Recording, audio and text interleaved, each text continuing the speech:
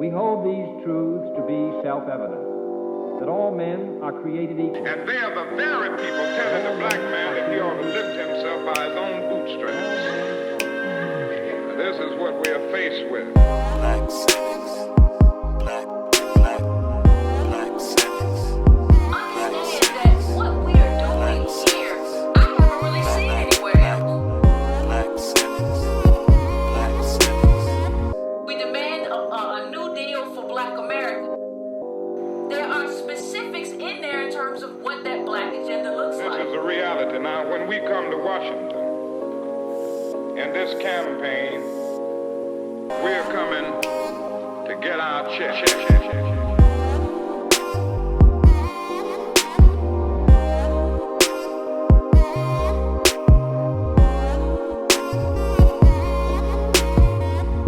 Black Civics is an educational program dedicated to supporting the ADOS community through podcasts, videos, and courses that will elevate our civic awareness.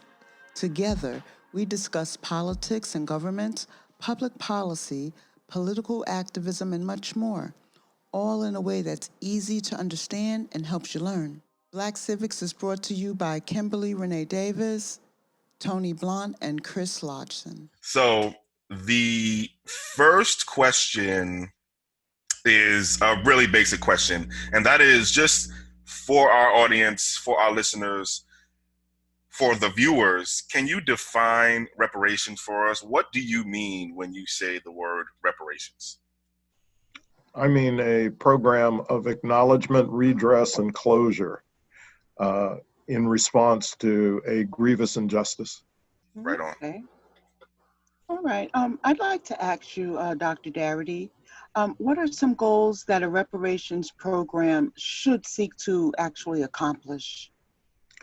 So the goals have to be embodied in the redress portion of the program, and they have to address in some way some type of resolution and compensation to the community that was subjected to victimization, some type of compensation for the harms and damages that they've incurred. And the compensation should be, in principle, sufficient to restore that community to a condition that they otherwise would have achieved in the absence of the injustice. But that may be impossible to the extent that there are some members of that community who have probably been killed as a consequence of the injustice. And so, so the compensatory action has to address the kinds of inequalities that exist in the present moment as a consequence of the injustice. So if we're thinking about reparations for Black Americans, in the work that I've been doing with Kirsten Mullen, we've tended to emphasize the racial wealth gap in the United States as an index of the cumulative effects of an array of atrocities that have been inflicted upon Black descendants of American slavery. And so in that context, we view one of the priorities of a reparations program, that is a reparations program for that community, as being designed to eliminate the racial wealth gap in the United States. Well, can you talk to us about some of the key factors to be considered in a reparations program, like such as how much would it cost and who should receive it and how should it be implemented? Well, I mean, it depends on the grievous injustice. I mean, if we're concerned about grievous injustices that are related to the nation's racial history, then the eligible community has to be Black American descendants of U.S. slavery. And I think that should be established based upon two conditions. The first condition is that an individual would have to show that they have at least one ancestor who was enslaved in the United States of America. And then the second condition is that for at least 10 years before the onset of or the enactment of a reparations program or the enactment of a study commission for reparations, that the individual must have self-identified as Black, Negro, or African American. So the two conditions essentially mean that the folks who should receive reparations in this context are folks who are the descendants of those who were formerly enslaved in the United States and who live their lives as Black people today. Got it. Dr. Darity, actually, I want to go off script a little bit here and just circle a little bit back to the point that you made about the connection between the institution of slavery and the racial or lineage wealth gap. Can you talk a little bit more about what exactly is the connection and even the mechanism for the connection between slavery, the institution, and today's very deep racial wealth gulf gap, however you want to characterize it? So in that context, let me return to the part of Kimberly's question that I didn't answer, which was the portion about the cost. And I think that the cost of the program must be dictated at minimum by the requirements of what it will take to eliminate the racial wealth gap in the United States. And so that would be in the vicinity of $10 to $12 trillion. So now let me turn, Chris, to your question, which is about, what caused the racial wealth gap in some sense? What's the connection between slavery and the racial wealth gap? So, Julian Castro made a very interesting observation early in the campaign where he said, it makes complete sense to provide some sort of compensation or restitution to people who were somebody else's property and who were denied the opportunity to acquire their own. So you could argue that the origins of the racial wealth gap reside in the period of enslavement itself. But I would go a step further, because in the aftermath of the Civil War, there was serious consideration of the prospect of giving the formerly enslaved significant land grants that would have formed the basis for them having an initial stake, financial stake in the nation's economic system. And that promise was never fulfilled. And so I think that that's where the racial wealth gap originates, is in the denial of the promise of the 40-acre land grants.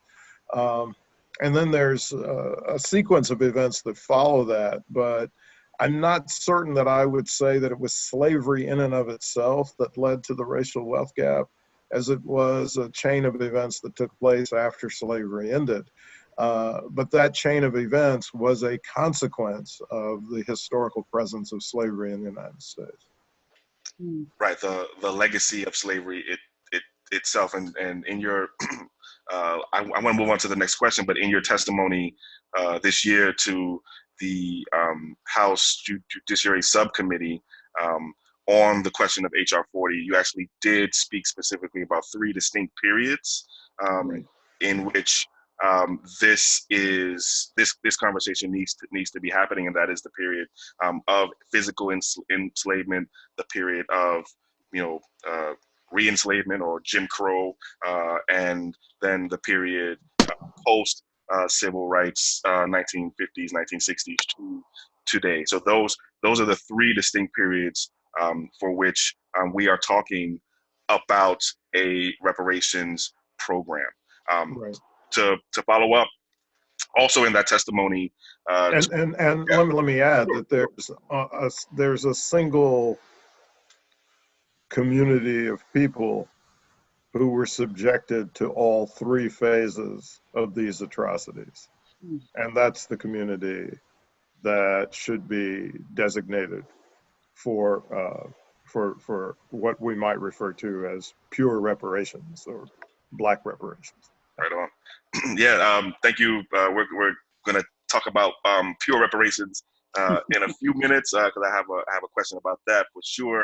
But just to follow up, in that testimony this year to the Congress on June 19th of this year, for the HR 40 hearings, you talked about several principles that any reparations program should adhere to? I think you've mentioned at least a couple of those so far, but can you talk a little bit more about, what are maybe some of the other principles that any reparations program you think should adhere to? Well, I think that the principles that I outlined in that testimony included, as you said, a couple of things that we've talked about, which is what's the criteria that should determine who's eligible for receipt of reparations. The other is what are the standards that should be used for the purposes of trying to calculate what the bill is.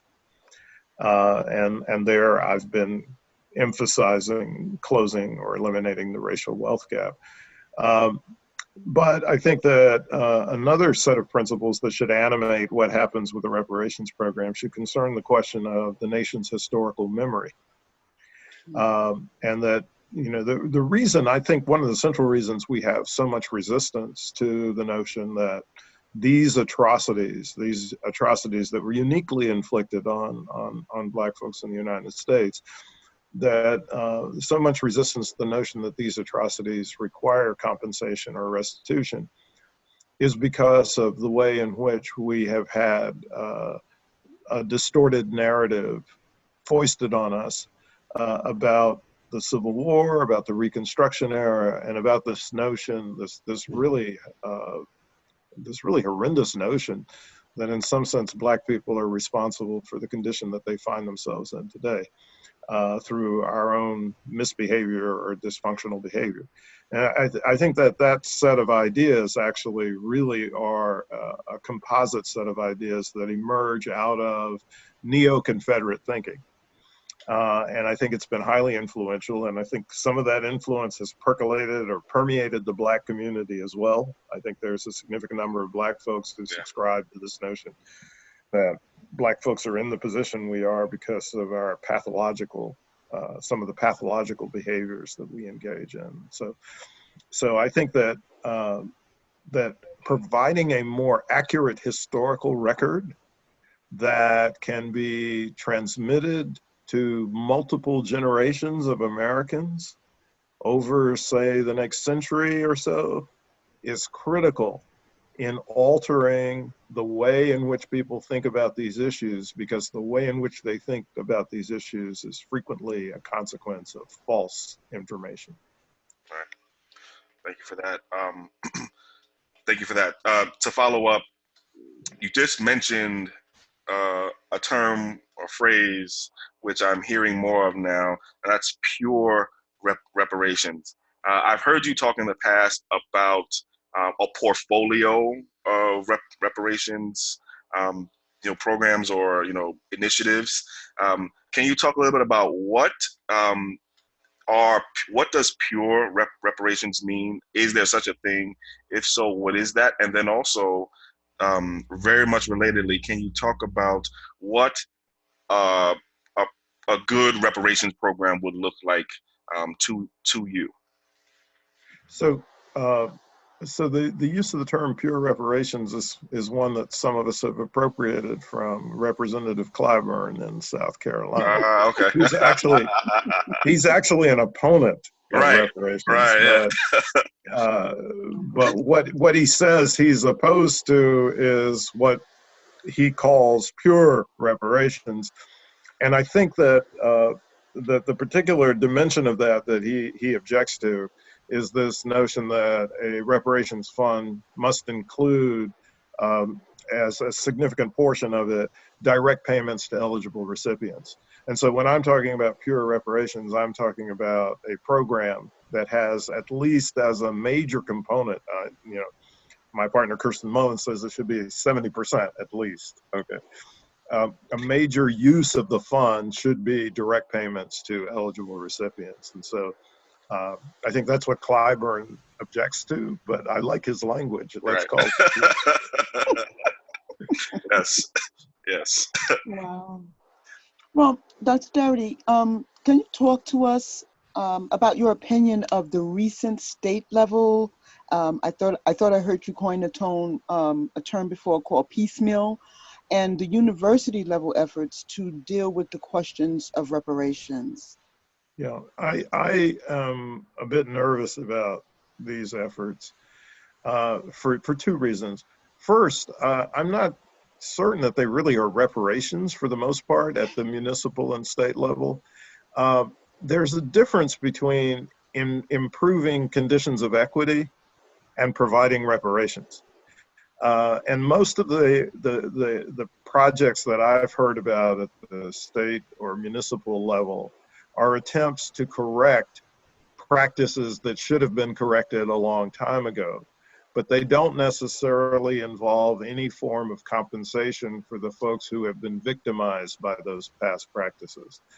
And so from my standpoint, people should refer to them as equity enhancing measures. They're fully desirable, but they are not reparations.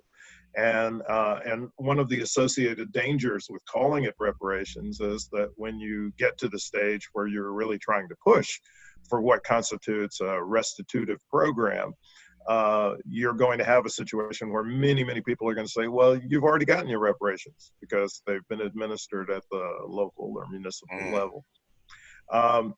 And I think that with respect to colleges and universities, you have a situation in which the practices that they engaged in that helped them develop and become major institutions, the practices that were linked to slavery, all occurred in a context in which slavery was legal.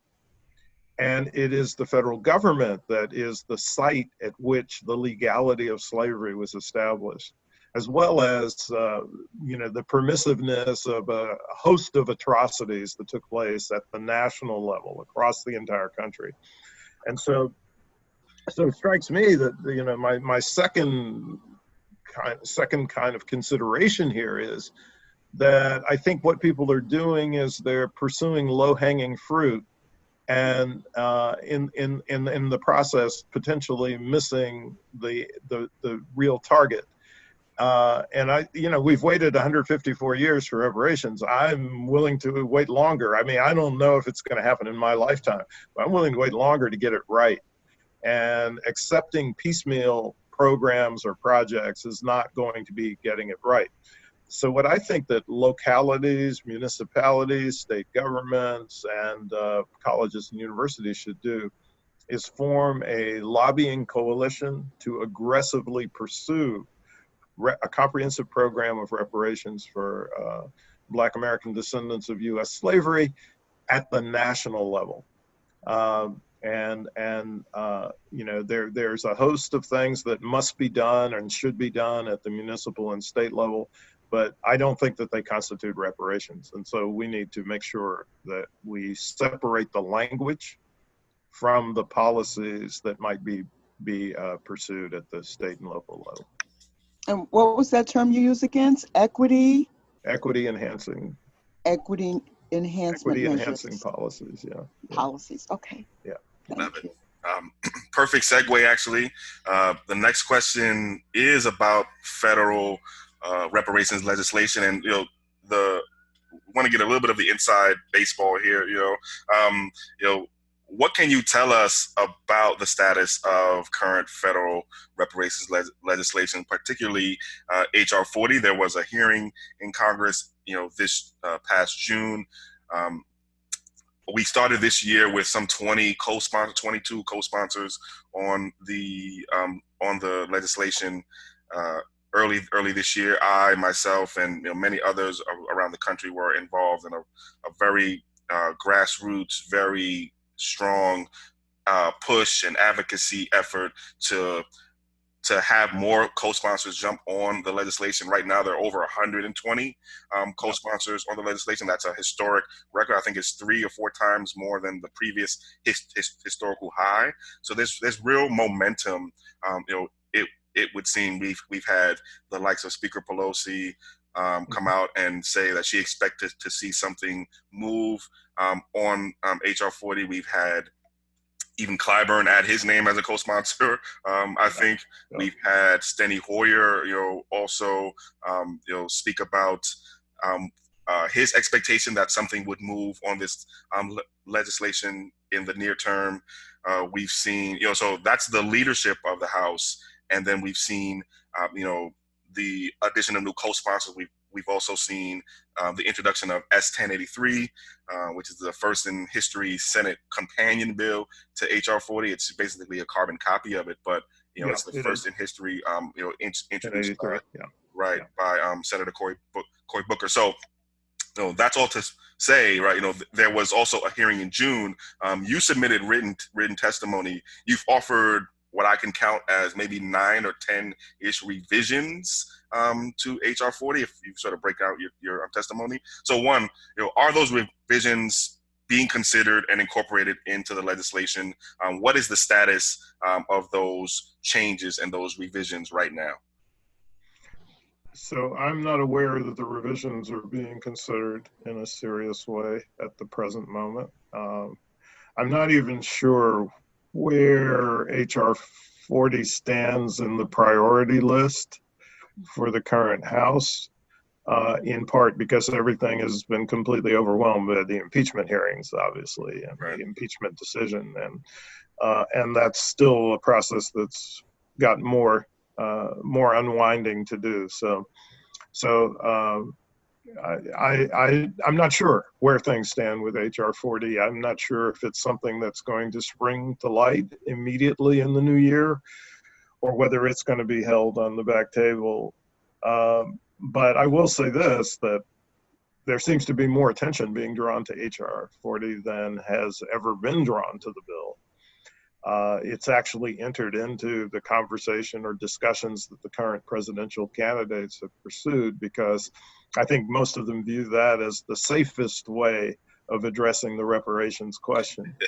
Saying that I'm in favor of a commission to study it, but you don't have to necessarily say that you're in favor of reparations itself. And so, and if you're Representative Clyburn, you can be against pure reparations, but you can say you endorse a study commission. The thing is, of course, the study commission is important. It's not irrelevant, and it's not entirely a deflection from a reparations program. What I consistently want to emphasize is that if we think about the other major modern case of reparations in the United States that was enacted by the Congress, the 1988 American Civil Liberties Act, which provided reparations for Japanese Americans who had been unjustly incarcerated during World War II. The prelude to that reparations program was a commission. It was called the Commission on Wartime Relocation and the Internment of Civilians, and it had two major objectives that it pursued and fulfilled. The first was to create a historical account of what the record was of this particular atrocity. And it was critical that the commission was able to establish that American officials knew full well that Japanese Americans were not a security threat to the nation, but still proceeded to incarcerate them during the final 2 years of World War II. So that was the first thing, the historical account. And that's something that I would anticipate that a commission that was activated by HR 40 would do. And then the second thing was actually to present a plan of restitution for Japanese Americans who had been incarcerated unjustly. And so that too is what I would think would be the second responsibility of a study commission for Black reparations, which is to outline a potential program that could be translated directly into legislation. And I think that both of those steps need to be taken. And so that's why I think there's value to having a study commission. But I've also argued in my testimony that it's important for there to be a deadline on the deliberations and on the provision of a report from the study commission, so that this is not an avenue for diverting attention from the big project, which is the actual development and enactment of a reparations plan.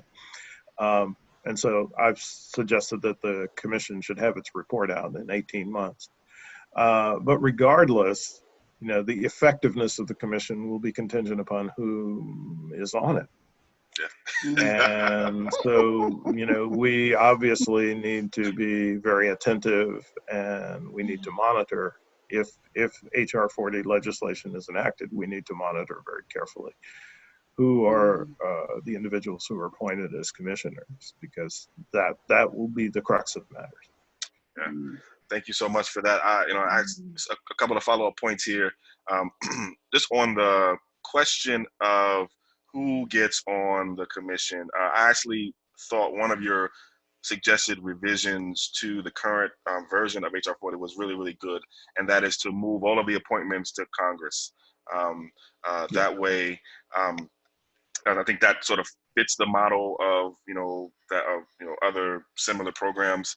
But I thought that was a very healthy revision to propose. And then just to follow up on the Japanese piece, the Japanese reparations piece, actually where I'm sitting right now, I'm in Sacramento, California.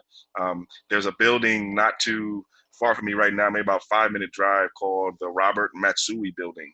And Robert Matsui was very much instrumental in getting both the reparations commission for the Japanese and the actual restitution legislation passed in the 80s.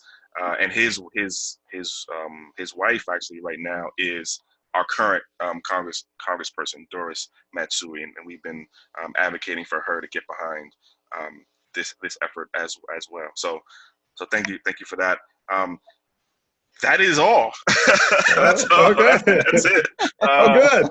Yeah, that's it. That's totally it. Boy. And unless you have any final words, anything you want the audience to know in particular that we may have not covered or covered well enough, any parting shots, parting messages? Or any next step actions for us? I guess vigilance. Absolutely. Because there's so many detours that are being placed in our way, including these piecemeal reparations efforts, but there are other detours. This notion that reparations is applicable to other communities, which of course it might be, but they're not presenting a formal case for it, right. And we are right now. Right. And I'm somewhat tired of the Black American case always being shunted to the back, literally to the back of the bus. Right. Absolutely. Yes. So I think vigilance and determination are critical, but also patience, because this is not going to happen instantly. We got to be in it for the long haul. And we have to have the long view about this, but it's a more propitious moment than any other that I've ever experienced in my lifetime, and I would argue that maybe more attention is being drawn to the question of reparations for Black descendants of American slavery than has been drawn to this issue since the Reconstruction era. Right. And so we need to seize the moment. Yeah, this Thank is the moment. you. Thank you so much. We appreciate you so much. This has been an amazing conversation. I knew it would be, right? But so thank you. And I can't stop smiling. Thank you. But, that's fine. Y'all are generous. Thank you. It's such an honor, Dr. Darity. It is, such an man. honor. It is, man. It's really All it. right. Black Civics.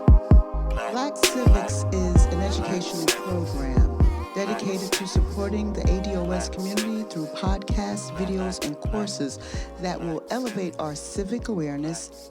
Together, we discuss politics and government, public policy, political activism, and much more, all in a way that's easy to understand and helps you learn. Black Civics is brought to you by Kimberly Renee Davis, Tony Blunt, and Chris Lodgson.